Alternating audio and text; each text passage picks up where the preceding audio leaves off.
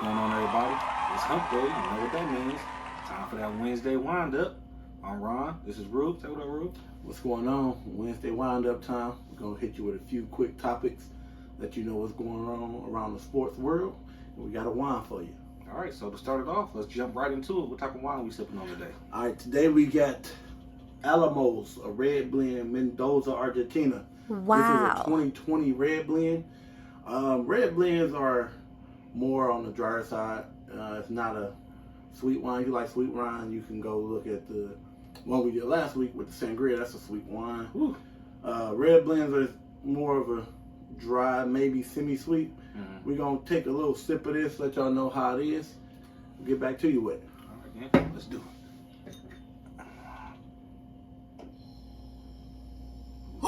Hey, I'm not gonna lie, this one smells stronger than that sangria.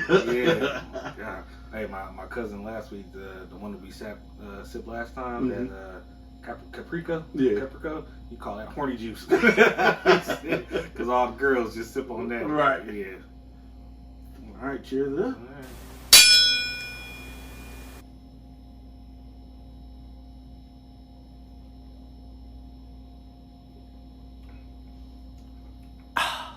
That ain't bad.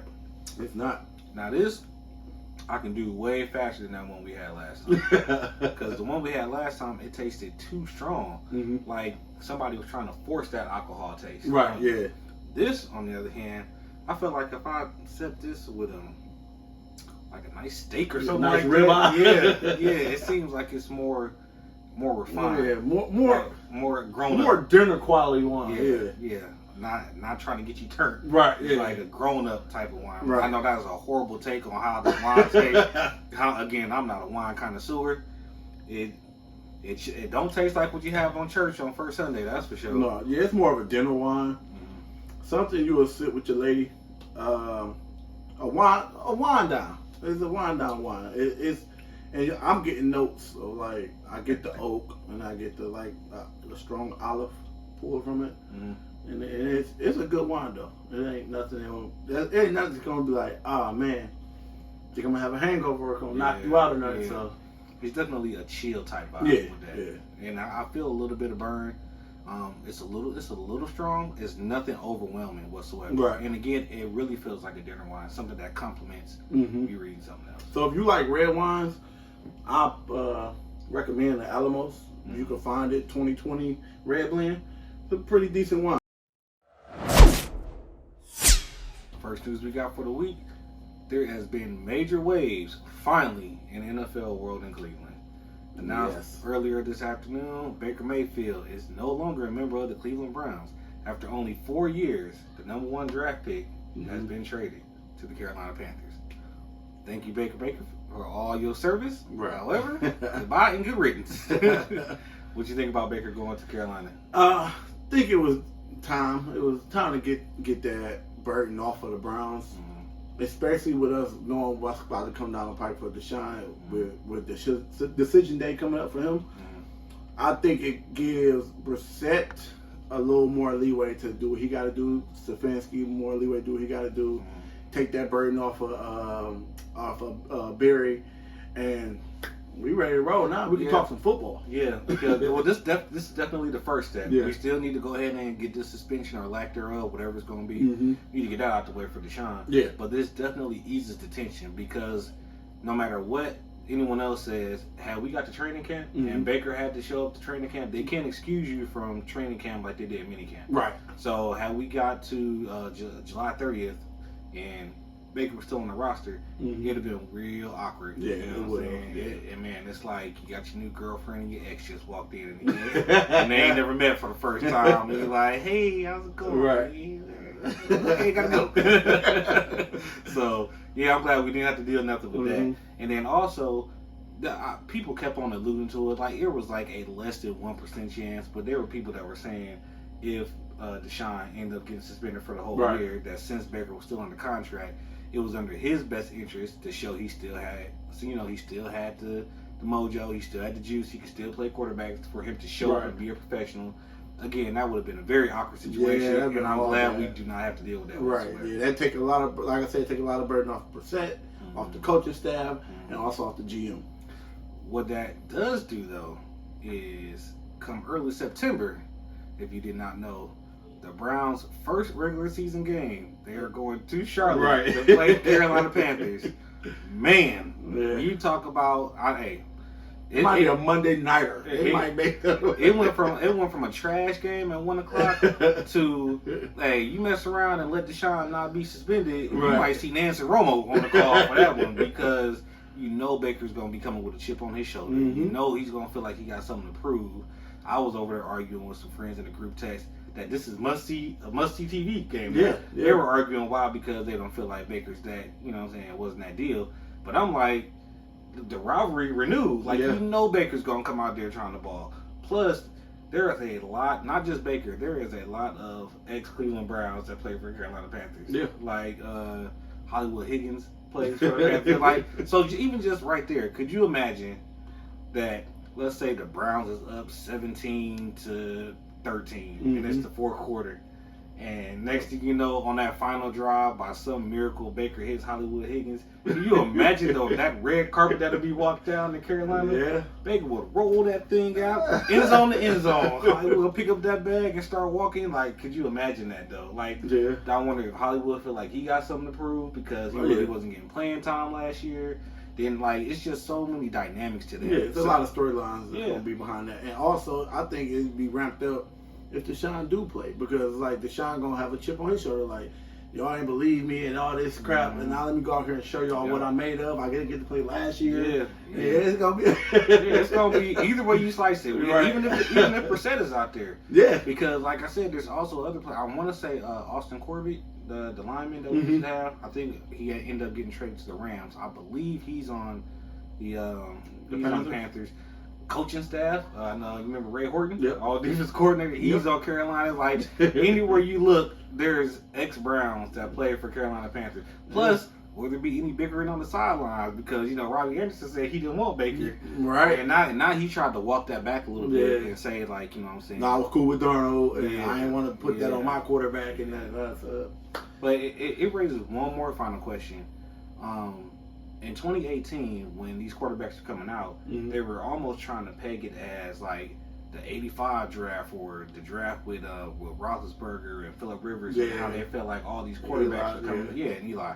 And on that draft in 2018, you had Baker, you had Lamar, you had Josh Rosen, you had Sam Darnold, you had Josh Allen. That's 5 quarterbacks. They were talking about you might get 5 Pro Bowlers out of that draft. Now only 5 years later, only been 2. Josh Rosen's not in football at all. Right. Baker Mayfield, who's the number overall pick, is now on his second team. Sam Darnold was number 3. And he's on his second team. Lamar won the MVP 2 years ago, but he was hurt last year. So now, you know, the naysayers are trying to say, did the league figure him out? The only pretty much proven commodity is like Josh Allen. Yeah. And, like, how did you go from 5 Pro Bowlers, and then, like they were talking about Hall of Fame, to, like, cats aren't even on the same team no more. You know what I'm saying? Like, life comes at you fast. That shows you how this league is. It's what did you do for me lately? It also shows what the GM for the Rams said, F them picks. Because don't nobody know. And that's why they choose to trade their picks for proven commodity players instead of trying to put all their faith in the draft. Yeah. Summer League kicked off last night. Oklahoma City Thunder got themselves a new rookie on their hands. Yeah.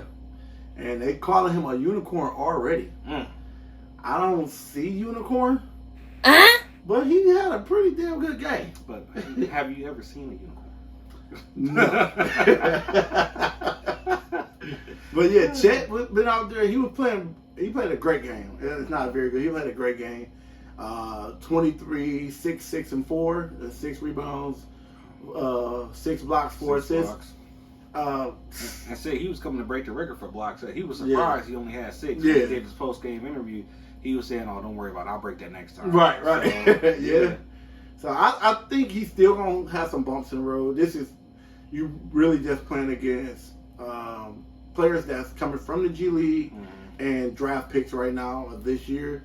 You're not really playing against NBA All-Star talent or NBA consistent talent. Yeah. So I give him his credit. He had a hell of a game, but that's one game, and that's Summer League. I've seen a lot of Summer League superstars, and when they get to that big stage, they melt down. Yeah. I'm not saying he's gonna melt down, but from what I see, he do got. I didn't know his jump shot was that good. Like we've been saying, he got to get bigger, and he got to get stronger, and I like his defense. He challenged everything. Yeah.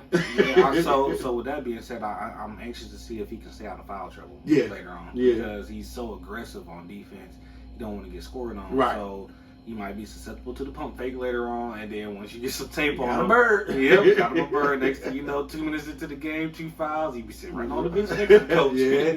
So yeah, he's gonna have to get that refined. But I like the energy. Like he's trying to show that he is legit. He deserves to be picked that high. So we'll see what it do. And I know they're playing again tonight as well. So I'm gonna see if I can catch some highlights. Yeah, I caught the first quarter of it tonight. Lofton Jr. gave him a little of that body, put him under the goal. Weight room. Yeah, weight room. But yeah, we'll see how it turned out for the whole game. But that little bit I saw is Chet need to hit the weights. Yeah. Hey, but then again, you know, he might be like Slim Reaper. Yeah. He never hit the weights. And Kevin Durant. Right. Yeah. So For a minute. And basketball's a toss up, but I hope he play well. I hope he don't be as better than Abaji. But I hope he play well. Yeah. Speaking of the Slim Reaper, so touching back on that really quick, we were talking about Kevin Durant switching teams and one of the trade requests, and then you know every time you give like any type of athlete that's given their preferred destination, you always see the little images and they Photoshop different jerseys and stuff on them or whatever. So it got me thinking, in the history of sports, give me 3 players who ended up going to another team besides where they were drafted, and it just looked very awkward for out of going place. Yeah, like, I can't believe this guy. Or you look back in history and somebody show a picture, like, damn, I didn't know he played. Right. Yeah. So why you think about it? Because I thought about this already. I'll give you my 3. So number 1, do you remember when Shaq played for the Celtics? Yeah. To me, that never looked right. It didn't look right because he wore 36. Like yeah, the number didn't look right. The jersey didn't look right. Like I'm used to seeing Shaq playing for different teams. Right. And Shaq played for the Orlando Magic. Shaq played for the Lakers. Shaq played for the Phoenix Suns. Shaq played for the Cavs. When Shaq played for the Celtics, like it was time to hang it up and go ahead in the booth, Shaq, because that just didn't look right. Yeah, that 36 didn't look right. Like. Yeah. Okay, next one. Do you remember when Jerry Rice played for the Denver Broncos? I don't.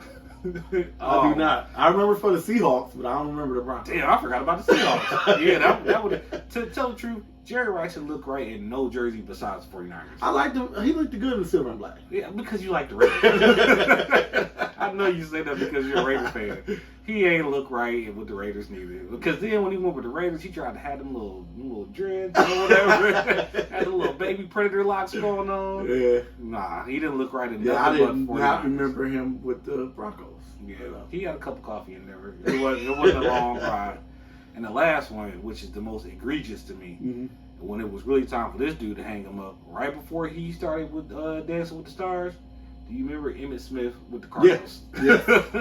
Yeah. Emmitt Smith with the Cardinals was a horrible look. One, and I was like, I cannot imagine him with nothing besides a star on the helmet. To me, that tarnished his record. Did he already have the rushing title before he went, or did he just stick around? Yeah, just he for got that? it. Get out of here, Emmitt Smith.